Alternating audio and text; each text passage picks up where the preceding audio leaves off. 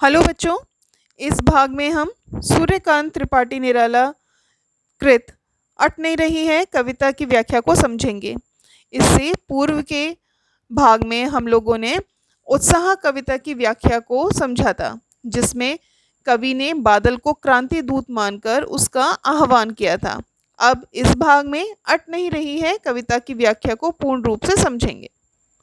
बच्चों, कविता की व्याख्या समझने से पूर्व इसके प्रतिपाद्य विषय को भी सबसे पहले समझ लेते हैं।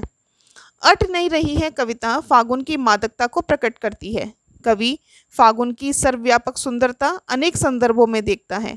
जब मन प्रसन्न हो तो हर तरफ फागुन का ही सौंदर्य और उल्लास दिखाई पड़ता है।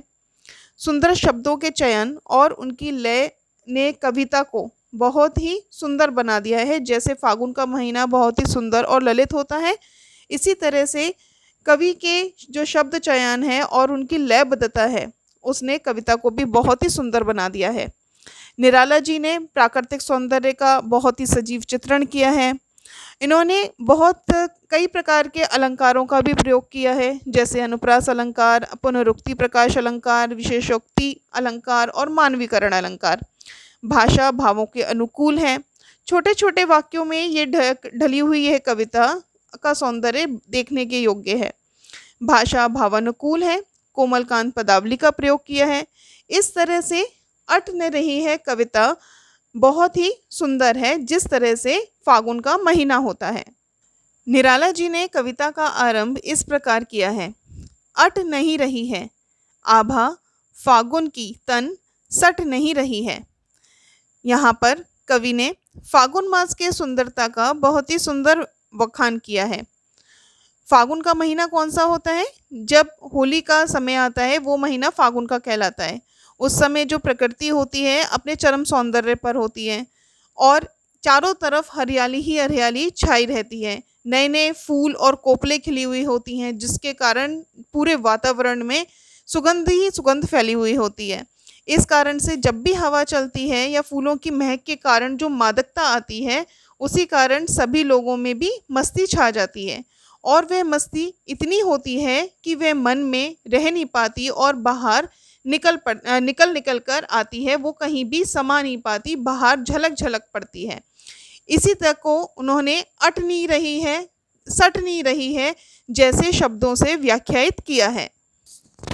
कवि आगे कहते हैं, कहीं सांस लेते हो घर घर भर देते हो, उड़ने को नभ में तुम पर कर देते हो, आँख हटाता हूँ तो हट नहीं रही है।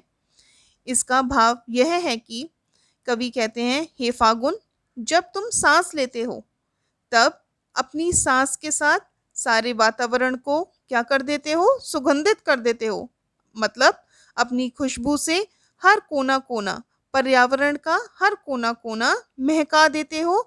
हर क्यारी क्यारी को महका देते हो। यहाँ पे घर से तात्पर्य क्या है? पर्यावरण कि हर घर पर्यावरण का कोना कोना तुम महका देते हो।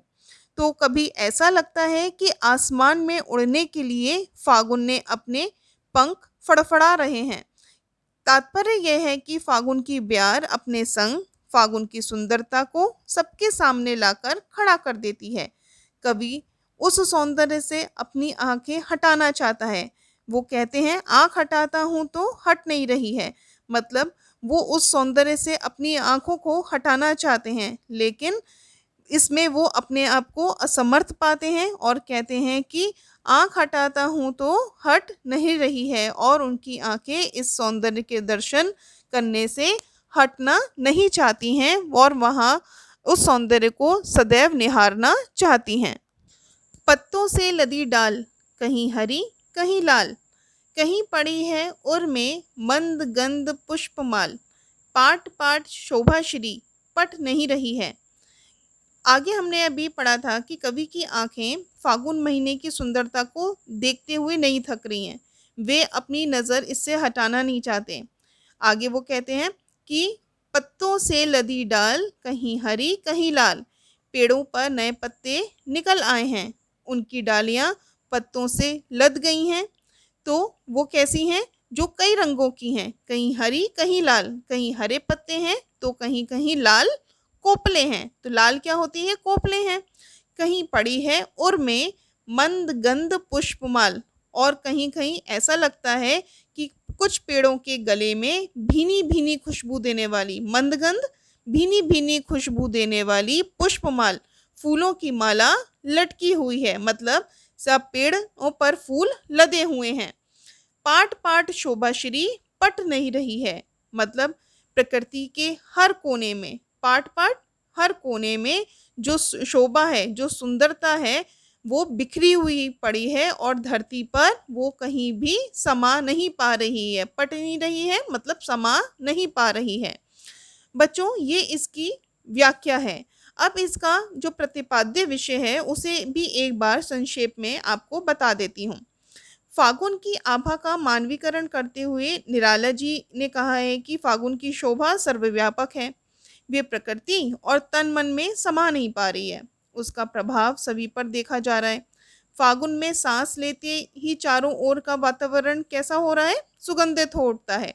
मन उल्लास से भर जाता है। चारों ओर फागुन का सौंदर्य ही सौंदर्य झलक रहा है।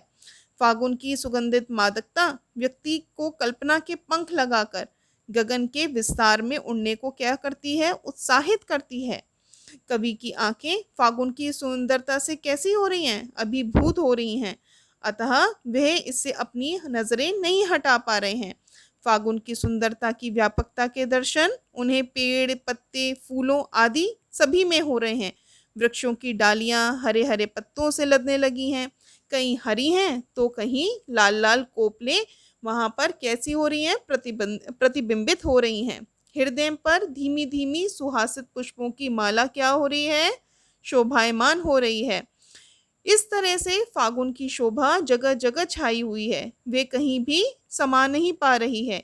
इस कविता में निराला जी फागुन के सौंदर्य में डूबे हुए हैं। उनमें फागुन की आभा रच गई है। ऐसी आभा जिसे ना उन्होंने शब्दों से अलग किया जा सकता है और ना फागुन से। क्योंकि निराला जी ने जो शब्दों का चयन किया है वो भी फागुन जितना ही बहुत ही सुंदर और सरल है।